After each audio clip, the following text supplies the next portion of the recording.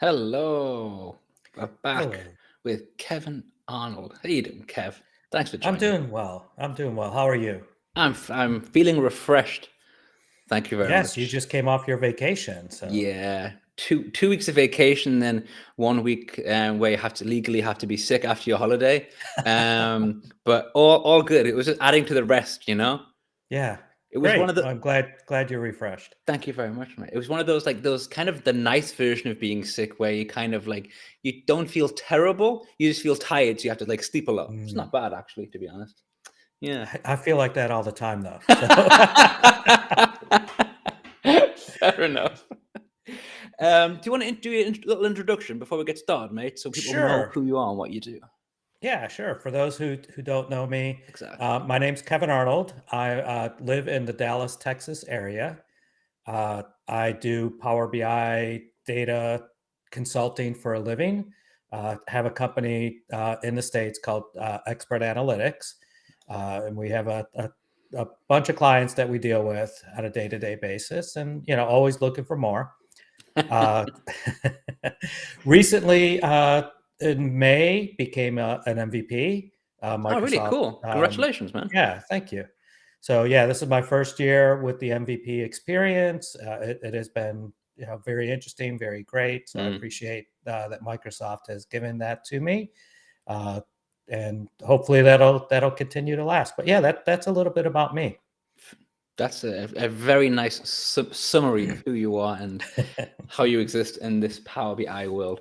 And but yeah, congratulations on becoming an MVP. Also from Yeah, and I see Kurt just put congrats in there too. And Kurt, you did as well. I So think much love for you. yeah, I think he's kind of recent as well, and he does a Probably great job actually. in that. Yeah. Yeah, Kurt's. I basically spent half my life on Kurt's blog, to be honest. So Oh, it's me too. It's got amazing content.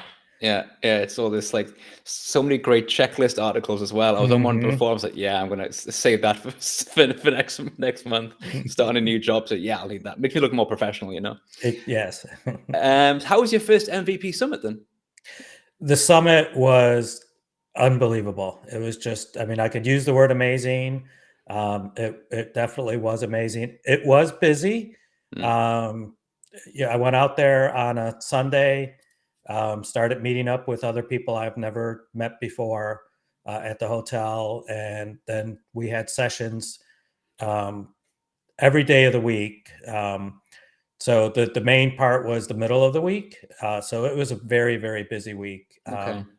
I'm super excited for what Microsoft has coming. Mm, Obviously we can't really talk a whole lot about that. All I can say is go to Build and watch the sessions at Build. Right, yeah. all the players in the Power BI space. Mm, Look for their sessions at Build to hear what's coming up. And I'm super excited about excellent. Well, if you're excited, I'm excited. You've got the inside knowledge, mate. So it. I've got even higher expectations now. You know. It's gonna be nice. So yeah, Yeah, go see Build, and then mm, we'll all talk about it more right after that. So sounds good. I actually think that because I was having been away for a couple of weeks, and you know how it goes with like the not just Power BI, but kind of data tech space. You're away for 3 weeks and you miss like 1,500 things. You know. I feel like quite out of it at the moment, you know, like yeah, just going through the list of like stuff that's been released in the past couple of weeks. Seems to be like some cool stuff. Like there was also this. I don't think they gave it a catchy name like the web building experience. hmm I'm not. yeah. I think it's just there. I think they just called it edit the data model or data set on the web. Yeah, catchy. Yeah, and I think it's an opt-in. They sent that blog out while we were at Summit. Okay. So I remember seeing it. I haven't had a chance since I came back. I've been Mm, trying to catch up with client work. of course. Obviously I did a little bit while I was there, but Mm. somebody told me they were very surprised because I decided this time not even to bring a laptop when I went there. So Really? I did all my notes, I did all my stuff on the phone off my iPhone. And I had a couple things that I had to communicate with clients either on Teams or emails, and that was all fine. I had one thing I had to get on to a Power BI site, and I did it off of a browser on my iPhone, and for the most part it worked. So that was about, I had one little problem because I needed to get something from the about pane, and Mm. I get that to come up. But it was an interesting experiment to say, let's not bring my laptop. You know, let's see if I It's can do this without it, because that way I could disconnect from all my other work, right, and really pay that makes attention sense. I would to. still consider it bold. I just feel I would feel so disconnected from everything. However, I did have a realization the other day that I actually, for the first time in probably many years, I don't actually own my own personal laptop. Hmm. Because the laptop that I use is my company laptop. Right. My personal is a desktop now because I was just kind of like, well, I'm always at home anyway. But then I Hmm. suddenly realized, what if I ever do like a on-site like presentation, Yeah. and it's that's going to be a difficult thing. I'm just going to bring my desktop. No worries, guys. We'll sit it down here. It'll be fine. But yeah. Yeah. So I don't know. You could maybe find a smaller laptop to bring or whatever.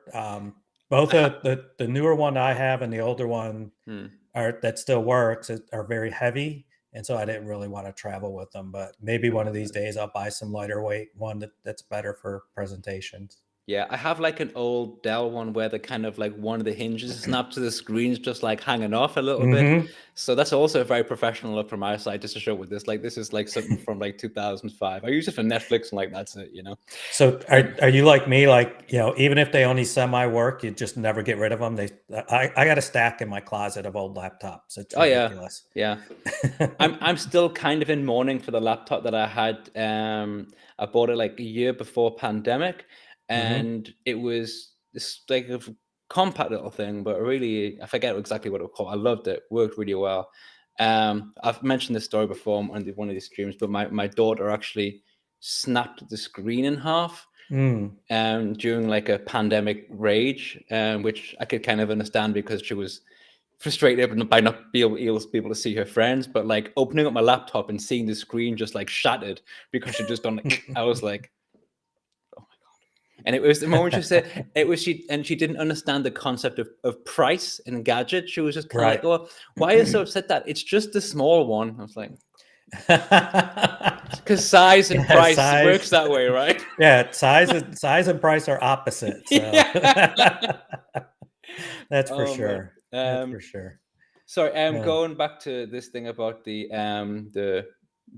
web authoring experiences Hmm. is saying it's opt in except for my workspace where it's on by default, and I haven't actually used it. Actually, I have on next week an extra edition of these live streams, and I hope I get the name correct. Emily Lisa is going to come on. She's going to kind Hmm. of talk through some of the stuff. It's going to be quite cool, which I'm looking forward to. But I haven't actually used it yet. I've kind of had a look at it and had a click around, and then I had a look at the limitations because I was trying to work out why it wasn't working on the data set that I was hoping it would work on. Hmm. But it was a live connection, so that's not on the cards right now. So, but yes, it's a cool thing, and hopefully it Yeah. will. Yeah, maybe this weekend I'll get some time to kind of take a look at it. I'm glad Kurt told us. I didn't realize it was on in the My Workspace by default. So Yeah, yeah. kind of surprised some of my clients haven't reached out to me on questions for it yet. So we'll If you see. you have to probably have to click in one precise place to find it. If you're not curious and you don't see the extra thing, it's just like you're not going to see, Yeah. Well, Um, and I discourage a lot of my clients from using their My Workspace unless they have a very specific reason. yeah. Because we've had many times where, especially when the pandemic hit, Mm, people that, they had to reduce staff, unfortunately. mm, And then people were sharing out of My Workspace and we couldn't get at the content. mm, That's recently changed. But what I learned on that mhm, is you can, as the tenant admin, grant yourself access to the workspace for a short period of time. mm. But then to get anything from there, that ID still has to have a pro license. And like at the client that I'm thinking of, That's I interesting. have two different IDs. I have my regular ID and then my administrator ID, which Mm, is a good way to separate things, right? To make mhm. sure Yeah, you don't go in by accident under your own personal one. You actually have to yeah, think about signing in on a different one. yeah, So we don't give a license to that ID because it's normally tenant settings, things like that. yeah, yeah. But then I had to go into that person's workspace that left the company, and I was trying to get some stuff, and it's like, no, you need a license now. Yeah. So I still need to give some feedback on that. I've talked to a couple other people. Okay. We're not extremely happy about that, but Mm. I get why they do it. It's just I don't know if there's going to be a way around it or not. So if I anybody from Microsoft is listening, it's the first time I've said it in public. You now got feedback. But no, I've about 2 months ago, I lived the exact same experience. I have my admin in a completely different session of like Edge with all the different Mhm. colors and stuff. So I know it's that Yes. one. But Yep. we had someone who left the company had stuff in my workspace, and it was just about recoverable, but it was quite an effort to go through and Mhm. get. And it was that moment of panic where you realize what that person did. And Yeah. which was a shame because the work that they did was great. It was just unfortunately in my workspace, you know. Yeah. And yeah, it's just yeah. I my for me, what my workspace is really where I just kind of play around with stuff like at the not even like a beta. It's just like kind of messing around stuff that I know no one else will ever need. But as Right. soon as I'm starting to build something that has any level of importance, it's going to go It, in some kind of sandboxy type like mhm. group experience, you know. Yeah. But Yep. Definitely. Definitely. you failed to mention something about your personal profile before, by the way, which I personally found very interesting because I saw this on your Data Guard profile, and it says that you're an award-winning barbecue champion, having competed in hundreds of competitions over the last decade. Is that true, or is that a made-up fact? Because I love that. That is not me. I'm sure it said The Kevin Arnold. Yeah, is that on the Data God yeah, profile? yeah. Huh. Is it not I don't you? know. I don't know where he got that from. Oh, So okay, fair enough. So having a name like Kevin Arnold is a very interesting way to have to be disguised. Because I don't know if you're aware, there's a show. It was a U.S. based show called The Wonder Years, and the yes. main character's name was Kevin Arnold. So Did not when know you that. do searches for Kevin Mm, Arnold, normally that's what comes up first. that's And interesting. then it's since I've, What I really enjoyed about that fact, I was reading it, and your expression on your face, I suddenly realized this is not the correct. This is not the correct. so I enjoy doing barbecue, right? Right? I have a grill in my backyard to do Yeah. it. But it's what a lot of the professionals would call the lazy way of doing it. It's a Traeger grill, which is called a pellet grill. So it allows me to smoke the brisket or ribs or whatever that I'm doing Yeah. overnight and still sleep. Cool. So most grills where you're going to have a smoker, you have an offset where the fire pit is, Mm, and the meat, not directly over the fire, so the smoke is and heat's being drawn through. But you mm-hmm. got to stay up all night and tend to that fire. And I used to do some of that, and then I just realized I like my sleep a whole lot better. So I've got to say, even though this fact isn't correct, therefore is not actually a fact, you're not an award-winning barbecue champion. no, Based on what you've but just said, compared to me, you definitely are. Because I I understood like 5% of the words that you just said to me. Like for me, if it's not a grill where you just kind of like throw some coal on it and then cook stuff, I don't understand it. So yeah. okay, fair Yeah, enough. I definitely like the idea of smoking meat, right? And I enjoy doing it. I just did. I got into something. I don't know. I think I did a what's called a pork butt. It's the shoulder part of the pig, Mm, and you make pulled pork out of it. And then like a nice. week later, we were having some people over, and I did a whole brisket. So I tend to get into the spurts on doing it, and then I get too busy and kind of back off from it for a while. Yeah. But it's a lot of fun. It's something that is easy to start with. It's kind of like dax, right? Smoking meat is simple, but it's not easy. There's a lot of different techniques that you could use, and a lot of things that, like, what kind of wood you have, and this and that. It could all change everything about it. So, yeah, I This think is I this might have is to use that somewhere else now. yeah. This is like it might have been wrong, but it started a decent conversation anyway because I'm learning so much, and different words and stuff is never something that I ever would have considered. Like I say, if I cook meat and it's not burned, and it You're happy. can be chewed with human teeth. I think these are really good things to aim for. Once I start talking about different sorts of things that I can actually use to burn, that's. But there you go. It's just starting to get to summer, so it's giving me something to think about.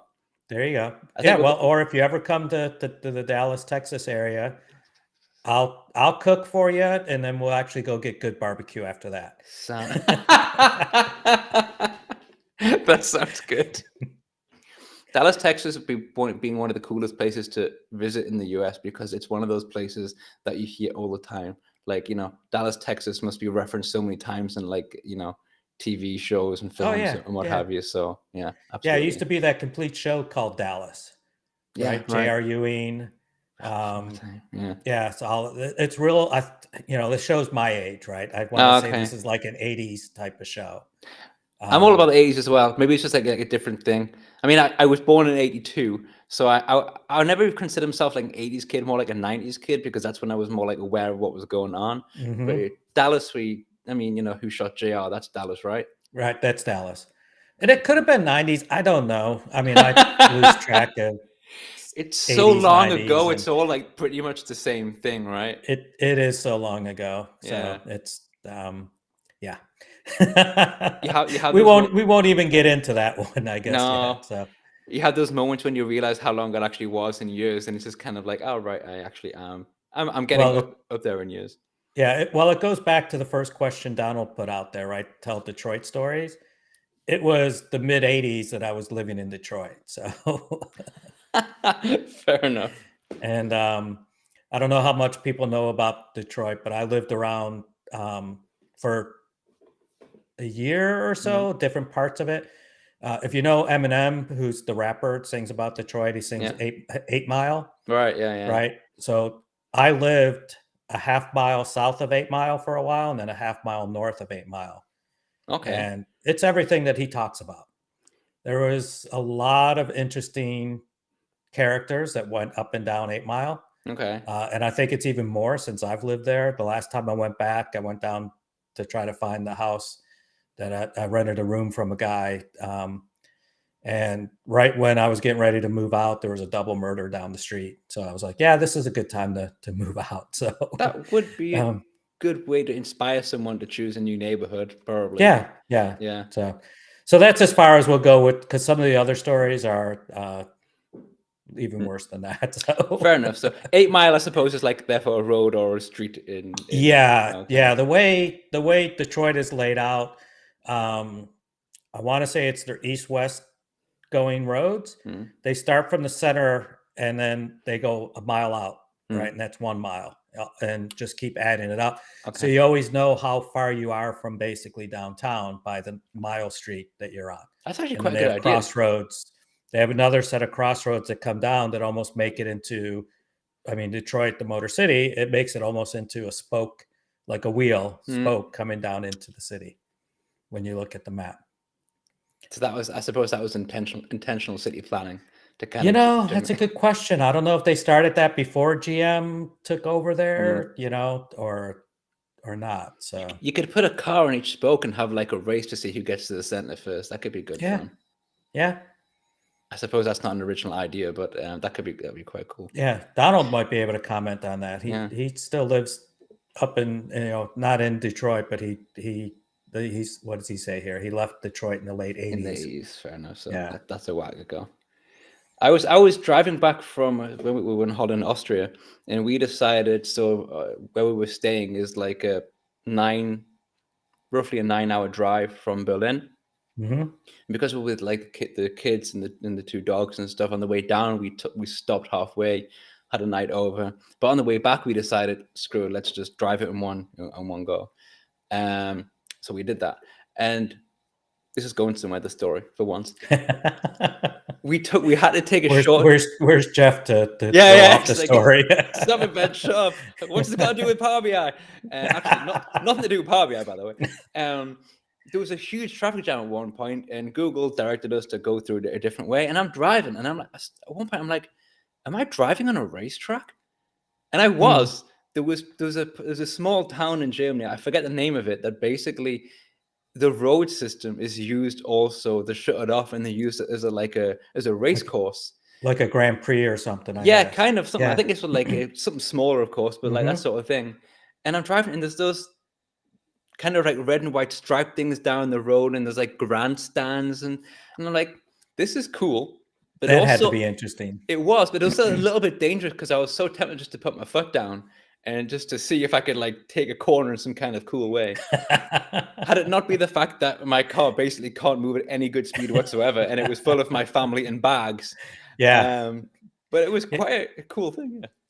yeah, if you had your baggage weight distribution off, you could have been in trouble there. Honestly, man, driving up the Alps with this car, I felt so sorry for literally every single car behind me. It was just like dropping down to second gear to try and get more than like 30 kilometers an hour, like going up these like massive mountains. I'm like, no, it's Oh, not happening. wow. It was, and at one point I was driving just like for 5 minutes, feeling like I was having a panic attack because it was like this really small road, and on the other side there was like a sheer cliff drop. Oh, I geez. was like, no, I'm not having that. That was no fun. Yeah, a lot of So. concentration at that point. That's not the relaxing part of your vacation. Yeah, exactly. I found another way to drive down that mountain, by the way. We walked up to the top, and then I was like, okay, there's a road that goes that way. Let's try that way instead. It was much nicer. Much nicer. Oh, yeah, yeah. Nice. Anyway, mate, I suppose we're trying to do a little bit of Power BI chat just to say we've hit the subject, right? Well, we already did. I talked about DAX being simple but not That's true. easy, That's or true. We've done easy, it. not simple, whichever, like equating it to barbecue. I mean, That's a how good much point, more actually. Power BI can we get? I know, right? I mean, we spoke about a few. Let's just go back to our holidays and driving in that case. All good. No, lead us into Power BI. Ah, I forced it. Now I'm going to try and find a good opening question to get. And tell you what, So, we'll go with maybe with a Jeff classic.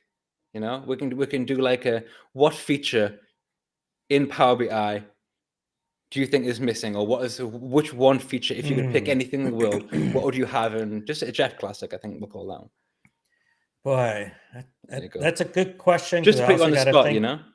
Yeah, I know, but I also got to make sure I filter it to what I already know coming. Um, Fair enough. So um, let me kind of switch the question a little bit okay, of go for it. the I am super excited about the on object editing. Okay, I think that has a interesting lot answer. of place to go, Hmm. but it everything that I keep seeing on it, it's everybody's like, you moved my cheese, right? So I think getting the clicks down, getting the muscle memory back down, and Mm, to go with it and everything. mm, I am kind of excited about that, but mm, the reason I'm excited about it is because a lot of the things that you've seen out in the public of make sure I get his name right, Miguel, mm. um, and some of the people that I know watch your live stream are involved in his committee to Exactly. Yeah. help get the visualizations a whole lot better and everything. I think this shows a really good shift on something that Microsoft is trying. So you have the inputs from ideas.powerbi.com, right? Mm-hmm. The MVPs obviously have input into it. This one looked a little bit different to where they took a combination of people that were MVPs and non-MVPs Mm, that they've just seen from interaction, on the socials or whatever, to kind of say, hey, how can we better the product? Right. mm, So I think that that's a good thing, but also just what they have been sharing on the vision. And I think that the on object interaction is kind of a first start with some of that because you're seeing some of the things that he's talked about come out, like the idea of the visual being a container, getting able to edit the title right there and then getting the subtitle onto it, things like that. yeah. So that's why I'm excited about that feature. And the visuals is definitely something they need to continue, Yeah. Yeah. to improve upon. Um, I, I'm not a big fan of custom visuals, and like a lot of places, my advice is, try to use the basic visuals, do a lot of the techniques that you see a lot of the people use. Go to a custom visual if you have to, but make sure you go to a certified custom visual. Yeah. Um, and then, hopefully, maybe this is going to be an unpopular opinion, but if Microsoft gets its visuals to be so good that you could eliminate the custom or greatly reduce the custom visual market, Mm, I think that would be a good thing for everybody. It's a bad thing, obviously, for the people that make their living on custom mm, visuals, yeah. but I think for the community, that would be a good thing. Yeah. First, that was an awesome answer, by the way, because it's just so many things to speak about. Certainly regarding on object formatting, I have opinions about on object formatting for sure. I think Andy mentioned, so I'll bring that up first because no one's here to listen to me talk. So I'll Andy's point first. On object editing has been a challenge for my muscle memory. Yeah, sure. Can see it being an easier on ramp to Power BI from Excel. That's a fair point. It is. It kind of brings it perhaps more in line with this the user interface or whatever. I I switched on object formatting and I used it for a while, and then I even sent a link regarding the article and the functionality to some of my colleagues and said, maybe you want to check this out. It's going to save you some clicks or whatever. And then I was doing a screen share like 2 days ago, and one of my colleagues was like, Ben, on object formatting, I see you don't have it switched on anymore. Explain. And I was like, yeah, Busted. yeah. I was like, yeah, you caught me, man, for sure. And the reason I switched it off, and I think I could be wrong, Kurt. If you didn't say this, I apologize. I think Kurt had also said that he wouldn't probably switch it on because it still has some way to go before it needs to be fully developed. If that's not true, sorry, Kurt. But that certainly like matches my experience. And the main reason I switched actually off on object form, and there are many things that I love about it. However, at my current place of work, we have many. So we connecting to the single source of truth, like our cube, and we have many metrics with quite long names, which start with the same few words. And it's hard to find them. It's That's been feedback. it's Yeah. impossible because it Yeah. doesn't. It's like this wide, right? So, for example, if you have something, I'll just pick something random, like net sales, very common. Yeah. If you have 5 metrics, all start with net sales, I don't know which is which until I Isn't look. there a way now that once that data part comes up and you're trying to search for it, I think you can repin the tab, right? So you keep that data tab over in your what it would be right-hand side. But the window wasn't, I'm not sure about now, certainly wasn't wide enough to actually read the entire name of the metric. Right, in the little window, like when you're Yeah, right there on the visual. But I think they've correct. also added to where you can get it to come out to the bigger pane that used to be there. Okay, I that's something, I and suppose, yeah. I could have sworn I even saw that. Hmm. So hopefully, I could be confused, right? Yeah. But they're definitely making improvements all the time. This is the thing. That's what I was going to say. It's preview currently, right? Still preview for sure. Correct. Yeah. So obviously it's gonna get a lot better. But for Thanks, now, I Kurt. just thought the things that was kind of restricting me was a little bit frustrating. So I didn't want to switch it off because I wanted to leave it switched on because it's gonna be there in the future. So I thought, Right. get yourself used to it. And really, because I still don't like the new but not new format pane, I was like, to switch it back to the new format pane for me says something because I don't like the experience anyway. But there were lots to like. The thing I loved about it, to be fair, is that when you want to edit a part of visual, you click on what you want to edit, and it takes you exactly where you need to be in the format pane. I love that. That Yeah. was, for me, was just such a time saver. So I think it's really, really close, but for me, just switched off again for now. And also, Kurt is saying, yes, Kevin is correct. You can't do that. So that's good to know. Maybe I'll Yeah. give it another look. Interesting. Bad naming sense. Yeah. So If the preview feature concept is always interesting, right? yeah, Because it. I think they do a pretty good job yeah, about getting preview features out there, but letting you know, hey, it may not be fully baked, yeah. right? Mm. that if it stays out there for preview for too long and they don't fully bake it, or Mm. they make it GA and they didn't really Mm. make improvements, I think they've gotten a whole lot better with Mm. that. Yeah. I do like the concept of, hey, we're going to let you see some things early Yeah. and help give us feedback on what, is this really ready for us to call it GA? Yeah. I typically advise my clients to avoid making anything that is preview into production. Mm. Now, I'm not saying that some things haven't slipped by. Mm. Composite models lived in preview for a very long time. True, actually. And there was, and I think they just released that the last week or two, that it's GA, right? The true name of Direct Query to Power BI Data Sets and Analysis Services. Okay, What? that's the complete name.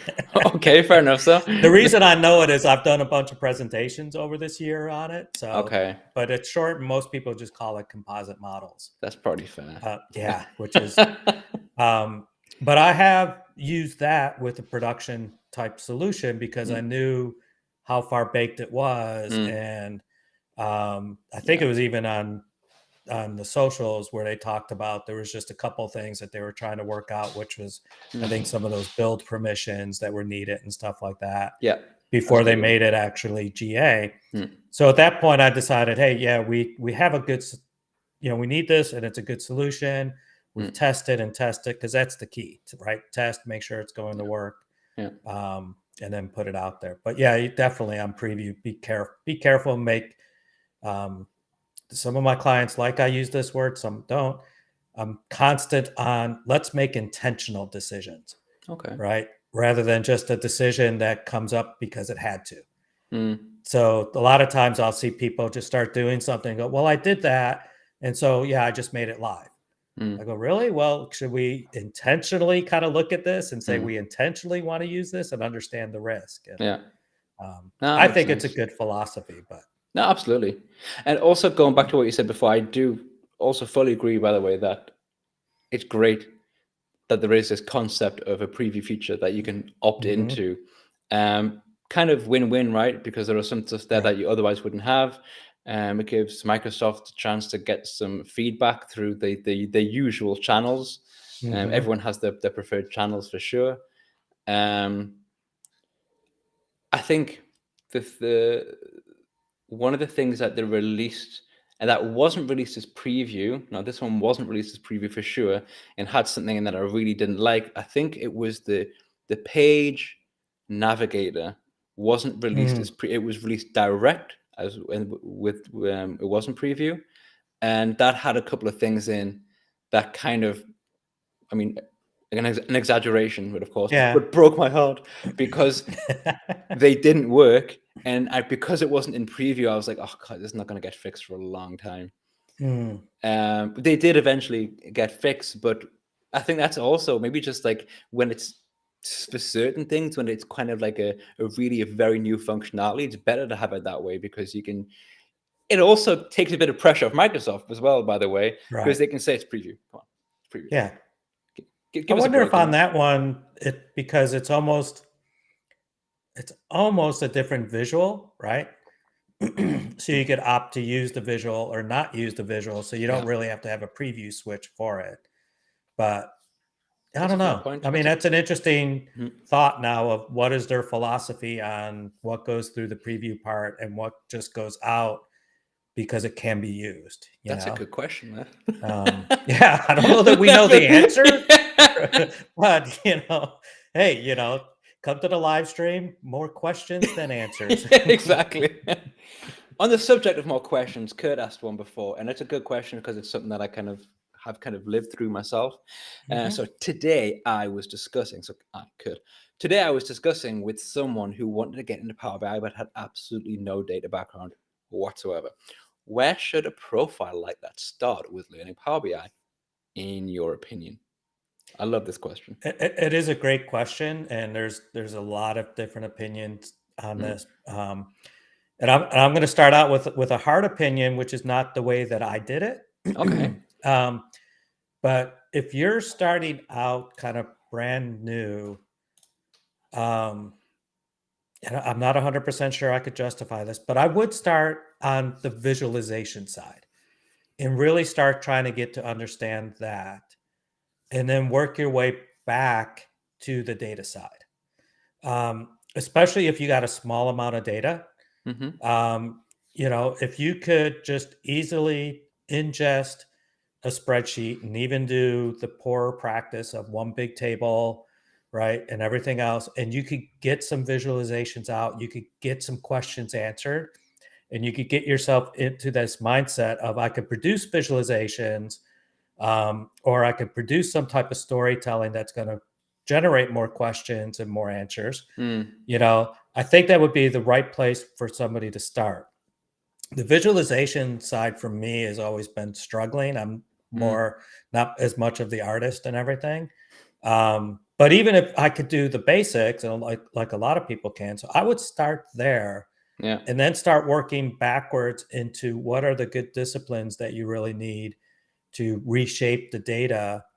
Um, I am still a big fan of trying to get people to get to the star schema, even if your data is kind of small, because it starts building that muscle memory. It starts you seeing the world a little bit differently. Mm. Um, but I find that people that have no data background, I guess I could kind of see it from both sides. People that have no data background and just work with Excel are kind of like, well, why can't I just use this one table and I'll do Mm. everything from there? Yeah. The people that have deep data backgrounds from like an online transaction processing system that is normally third normal form, they also struggle with why should I transform data into star schemas? Mm. Um, but um, but I think once you start learning that, it opens up the potential to do a whole lot more easier, Yeah. right? Because once you have your data model down correctly, or you're extending and adding things into the data model, your DAX becomes easier. So I think DAX is, to me, then the third step in somebody trying to get somewhere, rather than, I think people start with the one big table, then they start trying to understand how to do the DAX, make make DAX more complicated Mm. because they only have the one table. If they took their journey from visualization, so that you, even if you had to get something out, you could show some value in it, Yeah. right? And then it starts building up, especially if you're trying to get a career into this, right? It gives you your quick wins. It makes some excitement. You could do some things. You could show some things. If you're going to interview, you could put a portfolio together. Yeah. Then start moving to the back end, and the modeling is to me the first thing. And then getting, you're always going to have a little bit of DAX, right? The closer you can Yeah. keep to just Yeah. the sum, maybe a sum X, those type of things, then, Mm. keep it that simple, get the modeling down, then get into the complex Yeah. DAX. Yeah. That would be the path, that I would tend to recommend to people. One of the things that I do is I have on my email signature is, people could schedule time with me, half-hour session and stuff. So if Yeah. somebody's looking to get into it, this is what I tend to recommend to them. Some people are a little bit different, and some don't listen to that. But um, Mm. I don't know. Do you find a step like that working for others, or what do you think? I largely agree with what you're saying. And Hmm. and as I was listening, I was also doing a lot of thinking, kind of trying to analyze how I did it, and against what you said. I think I did it in a very similar way. The only thing I would say is I would start with, first of all, a little bit of Power Query, Mm. then just a little bit, you know, then a lot of visualization, Hmm. and then back to Power Query, Yeah. and then modeling. Yeah. And the Yeah, and re that makes sense. I think I kind of just assume those steps in there, right? Because you're still going to say, yeah, get data, get an Excel spreadsheet, yeah. right? So It's yeah. just so you understand the basic stuff of what is happening with your data. I mean, like when I say a Hmm. little bit, I mean literally, like changing the data type, Right. and understanding a little bit about what exists in Power Query. I fully agree that a great place to start is the visualization side, because that, for a lot of people, I mean, that is how I got into Power BI. I'd had some Power Query experience, but to be honest, some of the most complex Power Queries, queries, if you will, or transformations that I've ever done were in my first few months or first year, I should Hmm. say, because I was working with like ludicrous data sources, which I wouldn't change a thing about that, because it taught me so much about, yeah, working with Power Query, and so much about what was possible, like using like APIs, all that kind of stuff, or just kind of Hmm. like scraping HTML code and creating some beautiful data from what it essentially was HTML filth, you know. Yeah. But certainly, yeah. Sorry, please. You can have a No, so like, because I think Kurt's question was mm, specific to Power BI, right? But I think your Power Query part is pretty interesting because yeah. how many people do we see that are masters at VLOOKUP or Mm, XLOOKUP now if they're using that and they're yeah. in Excel, right? And so maybe their path into Power BI is Power Query in Excel because Mhm. they're not as intimidated and they understand it once it gets into there. So I would be. I mean, it's a fair question. I mean, I just consider Power Query a part of Power BI in that regard, mhm, because whilst it's not, it's essentially a different thing, kind of ish. Um, I always assume that the average person who uses Excel hasn't got an absolute clue about Power Query, because honestly, most don't. You know, yeah, they do is, they can VLOOKUP, they can XLOOKUP, they can index match, and then basically forget that exists. yeah, But yeah, I mean, also from when I first started using Power BI, so much has changed, right? I started using it like the start of like end of 2016, which I know isn't so early for a lot of people, but it was like the tool has changed massively since then, you know. right. And back then, someone could say, "What's Power BI?" And you could say, "Oh, it's a data visualization tool." You can't really say that anymore. It's not true. It's so it's so much more than That that. is that is one of the biggest arguments, I won't say argument, discussion points that I have all the time, especially with senior management. Mm, That's because they only see the visualizations, yeah. the on glass and say, and that's what they think Power BI is. Mm, And then I bring up Melissa Coates's diagram, right, that we all know and love. yeah. And I show them what the whole ecosystem looks like, and sometimes they still don't get it. But Yeah. it at least just goes, look, this is how big all of this stuff is. Mm.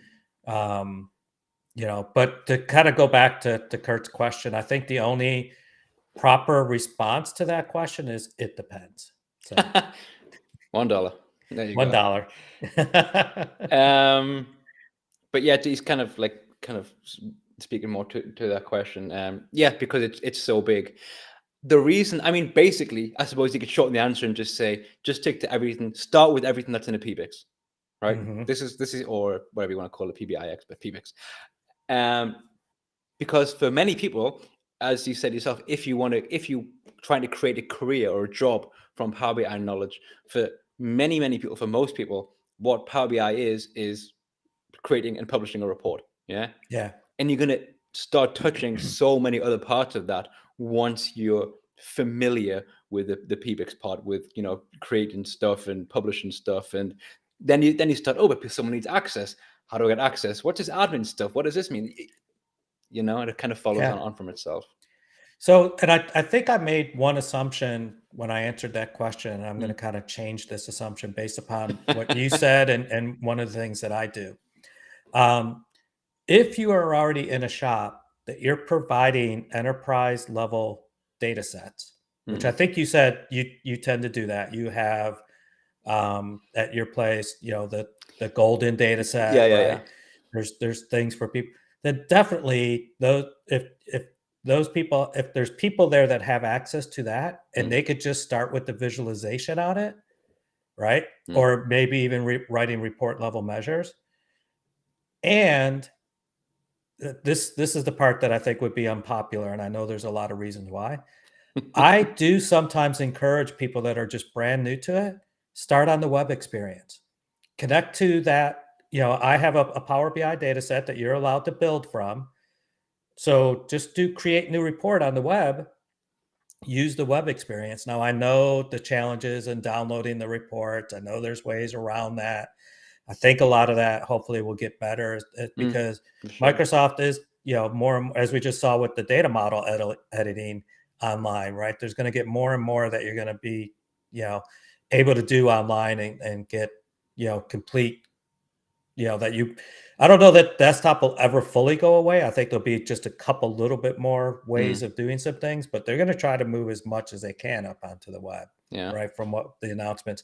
So I think it's easier for people to start getting, again, onboarding to Power BI by using, if you're in a shop that has enterprise data sets and you're just going to put reports together from it, that's not only that's it's only, that is going to teach you how to put together nice reports, understand that whole part of it. Mm, But if you really start exploring what that data model looks like, and the professional that put it together for you was a true professional and did it correctly, a nice star schema, and conform dimensions across facts, and you look at it, you study it, you're going to learn yourself how to put those type of things together. yeah. Back when I did more, I would say, system or application type work, Mm, um, and before really totally getting into, I was a DBA for a while, but even yeah. before some of that, or different parts, I would have been called like the system architect, Okay. right? But it wasn't really a BI type role. Mm, But the reason that I grew into that, I think, is because I did a lot of maintenance of applications, and you would see, mm, while doing maintenance and see what other people build, what was good and what was bad that you could take from that, and then start using that to build your portfolio of good and bad advice, right? So, or hopefully good advice or reasons not to do something another way. So that's why I'm thinking now, like, if you have this enterprise data set or something that somebody put together for you, mm. and it's done well, and you study it, you can learn the right ways of doing some other Yeah, things. that makes sense. So That's also reasonable. I mean, yeah. this is in answering the question. I'm just thinking at the same time as well. As you said before, it depends. There are so many Hmm. different ways. I think it's really hard to answer the question. It's a good question for sure, but it Yeah. just it really but it in answering it, you kind of realize how many different ways you can do it because of how many different elements that there are. I Yeah. think the only answer that I wouldn't give would be start with the admin stuff. I think. No, no, definitely not. And I had a conversation with a guy yesterday that expressed to me, he goes, I think I have a goal that I want to become an MVP, right? Okay. And so him and I were kind of talking about maybe what you could do or whatever. Mm, But the best advice that I could give to him is, and also I think to answer Kurt's question, is be willing to put in the time. If you're not willing to put in the time to really understand the product and everything else around it, you're not going to go anywhere, right? And so for him, it was be willing to put in the time for whatever Microsoft wants for, to hit the criteria, yeah. right? Understand that criteria, do that time. Was talking to my wife the other day, where I can't remember why this came up, but I started looking at just all the different, between the user group that I run. We have a weekly meeting, we have a monthly meeting. I know Chewy was in the chat. He talked about Mm, our Saturday morning learning for group, sure. our Yeah. SML, Yeah. right? And I started adding up all the time that I Mm, do within a week. And on an average, I would say just an average, or even my minimum, it's not more, it's more my minimum. Minimum, I'm involved in 6 hours of yeah. extra things Yeah. around, Sounds the about right. community type of thing. Yeah, and that's how I feel. Is it sounds about right, because you have to put it in that time Yeah. to keep up, to learn, Yeah. and stuff. So And I think that's also a reasonable, very justifiable amount of time if it's something that you're doing that you would first of all you're enjoying it, you know? mhm. It's not weighing heavily on your shoulders. You're not feeling any negative stress or you're not exhausting yourself from it. And you're also seeing the benefits of it. Yeah. I speak to my wife sometimes, like, I mean, she works also a bit with Power BI, and we discuss like when I first started using Power BI, the hours that I put in, it was a lot of hours Mhm. because I was doing my full time job. I was coming home, and when my wife was going to bed, I'd sit probably from like 11 until 4 in the morning, just Mhm. Power BI, and I did it for Yeah. like a year. And the thing is, I didn't mind. I wouldn't do it now Right. because I'm older. which means I'm more tired. I've got kids now, Yep. and so therefore I'm tired. So I wouldn't do this, but because I put the effort in then, Hmm. obviously I still have to put in effort in now, but it kind of tapers down, Yeah, it doesn't have to be as much. Yeah. So Exactly. you have to take advantage of whatever the rest of your life circumstances Exactly. provide, Yeah. right? So yeah, I'm Yeah. I'm kind of in that same boat. My kids have mostly moved on and they're self-sufficient. Mm, My wife is doing some of her own thing as well. mm, So mm. I'm like you, but then, I actually started saying I'm going to stop at this time every Yeah. single night Yeah. so that I don't get myself overtired or burnt out or whatever. Absolutely. Yeah. Yeah, but all of those type of things is Mm, no matter what is if you want to learn something, sometimes it's the effort, and yeah. sometimes it's just showing up. Yeah. Absolutely. Show up to user groups, listen to what other people are doing, even if you're not understanding it. Mm, You'll understand it sooner or later. yeah. So yeah. That's true. I was going to bring up a couple of comments that would kind of come up as we Mhm. were chatting. So Andy is saying that I think Win's 200. What's this? 200 pp book? 200 page. 200 page book. Sorry, book. Sorry, was an excellent beginner's guide. Is dashboarding a day training a good intro for newbies? I think it is actually. To be fair, I have opinions about dashboarding a day, but for a complete newbie to get into it, I think a dashboard in a day works pretty well. Yeah. Um, yeah, I have issues with it as well. And again, I think it goes back to at the clients that I have that we have the enterprise data sets, and you're training new people with dashboard in a day, Mm, and they're expecting to produce their own data sets. mm, It presents a problem for me there, yeah, yeah, right? I'd rather just focus on how the dashboard in a day talks about the visual. I, I get why Microsoft had to put it together that way and why we have to kind of teach it that way. mm, But if I had my if I'm doing something different, I don't teach it in that same order, right? Or yeah, I don't use in that case, I can't really use dashboard in a day because we have mm, to use it pretty much the same way. We got a couple things we could add lib on it, but you mm, want to keep the structure of it. Um, but if it's a client that hasn't started anything else yet, mm, right? To get them to know the whole end to end, because if you walk into a client, um, and again, it's the thought process of Power BI is the visuals on the glass, mm, right? That's all it is. And you mm, go, no, I got to get this data set together, or I got to do mm, this data transformation mm, and this, all these other things for you before I could put that on the glass. If they didn't see all that stuff through dashboard in a day, they wouldn't get that. yeah, So yeah. I mean, the in my current role, I do Power BI trainings, and they are very short, which is a source of great frustration for me sometimes. I literally have to do Power BI trainings that last 3 hours, which is Hmm. just a for, for tiny, for a new person. yeah, Wow. which includes getting data, transforming data, visualizing data, um, like report features such as slices, bookmarks. It's It, just, it's nigh on impossible, to be it honest. it is, and it just sounds almost like you'd be setting up that person for Yeah. failure. So You know. the only way I can combat that, or combat is probably the wrong word. The only way I can fix that, I should say, is to treat it with, like, I would say, enthusiasm, and say, look, Hmm. this is what you can do. Okay, you could do Right. this, but just kind of say what I'm showing you, what we're doing, is a tiny amount. You need to kind Right. of take a data set that you find interesting, whether that's a worker data set, whether that's an API. And to fully answer Kurt's question, what I would say is, and I'm planning on doing a couple of videos like this, is connecting to an API for me is an amazing way to start with Power BI. Yeah, because Hmm. you're connecting to a decent data source, which quite often will update, as in new data will come in when you refresh. Hmm. It's pretty easy if it's an open data set with no key, with an open API with no key. And Yeah, also you can find something that actually you care about. If you care about the data, if you're interested, it really also encourages exploring the data.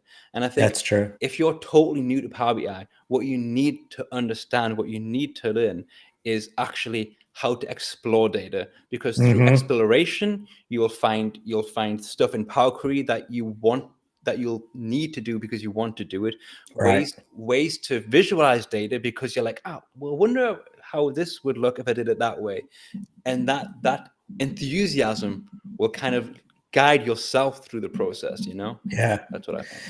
Yeah, and I've seen a lot of people use like their music streaming service to Exactly. get that, right? And I Yeah. I think that's a good recommendation. I think I've seen a few other people kind of, talk about other, personal data that's not, Yeah. like music, streaming music just keeps coming to mind, right? It's Yeah. not really sensitive, Mm, but you can learn a lot about yourself, yeah.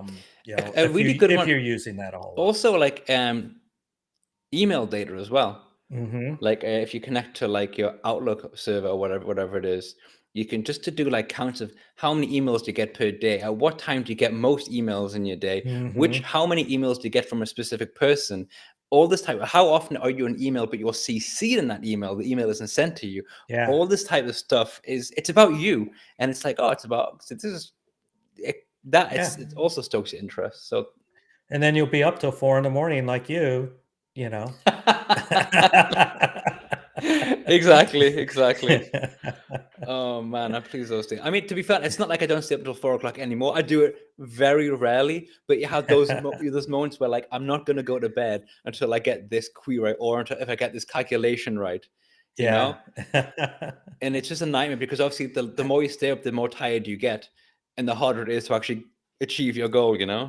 So, come on now, you gotta go to bed, and then you just think about it in bed, and then the solution comes to you all of a sudden That is true, because 'cause you've walked away from it, right? absolutely. The three Then it's classics. the Sorry. yeah, then the challenge is, do I really wanna get out of bed because now I'm comfortable? So you gotta have that notebook next to your bed and jot some True. notes down, Yeah, right? To say, I'll remember this." yeah. So, or Now you get back up and stay till 5 or 6 in the morning, so. the three classics for me are actually the four now. Actually, bed, shower, Mhm. toilet, and also walking the dog. Yeah. Out walking the dog because your mind relaxes a little bit, thinking about different things, and it just kind of suddenly comes to you. It's like, gotta get back to my computer. You know. See, Oh learning yeah, to take notes off your phone, then you could just note it on your phone. There you go. that's a good point. Actually, I And never thought your about dog will still be happy. that. My dog makes a pee at home, and it's my fault because I had to rush home to fix a query. My dog was already complaining during this time because I didn't get to walk her over lunch. I had a user group session, Ah, and so she nightmare. comes in every day. And people that say dogs can't tell time, I don't know. She has a time system down Yeah. because she knows what time to start bothering me to walk her every day. So, Yeah, I never schedule any meetings around about 1:30 because that's like the latest. It can't happen because she will be like and she's quite big and she's like jumping up on me and like, oh, like this huge dog head just right here. Oh yeah, yeah, yeah. cool. Anyway, mate, I think we should start to wrap it up a little bit. It's been Okay. already an hour. I know it went fast. It was great. Did we have Fly by. anything from the chat that we didn't address that Any should be It's real a quick? good Or point. I'm so rude. I should have looked at that as no, well. I think I've been kind of watching it. I think it's been most everything has been good there. I So think I tried my best this time now to kind of go through, but yeah, I think we got everything. Some great questions today. Really, thank you so much for yeah, everyone yeah. for Kurt's contributing. question was great for our conversation, It and did. yeah, It even resulted in a it depends. So when the question uh, gets it depends, I mean, come on. I mean, come on, we had to work one of those in. So Absolutely. I'll send Patrick the dollar in the post. All right. I'll add it to the tally and maybe put it on the Right. report or Exactly. something. Yeah, there. I don't know if you saw the live stream a couple weeks ago, Probably not. It's probably on to holiday. where yeah, all of a sudden people started super chatting. It depends, and it hit over $100 that day. Wow. right? It wasn't there that many times that they said it, but yeah. So, and then I had to leave for my trip, Yeah. and so I have to update. I have to get my report update and bounce back out there because they got a ton of money for the It Depends Fund Love it. the last week. So Love it. That's it's cool. great. Awesome. So I'll say super chat. It's good. Good work, mate. Exactly. I'll bring that comment up. Oh wow, actually, is that a real super chat? That's how you could do that. Cool. Thank you so much. That's wonderful. Thanks, Donald. I just saw a chat that says, I thought you just written the word super chat. That's why I was laughing. I apologize. That's really cool. Cheers, Donald. My Yeah, first ever super chat. Woohoo. woohoo! Love it. Big moment. Big moment. Well, you Fantastic. deserve more. Now that people know it could happen on your channel, let's get them going with it. I'll record that moment and I'll play it on future episodes as well. Yeah. Well, or it needs to be a short that goes out or something. Amazing. Cool. Wonderful. Everyone, thank you so much. It's been great to be back. It's as I said, those 3 weeks away were long, but it's been nice to get chatting Power BI and other random stuff again. Thanks for the questions, Donald. Thanks for the super chat. Kevin, thanks for joining. Thank you. It was my pleasure. It was absolutely. This is such a good time. Like I said to you beforehand, I had no clue what we were going to talk about, and it worked out great. So that's usually how it goes, right? Phenomenal. All right, cool. Cheers, everyone. Cheers. See you next week. Bye-bye.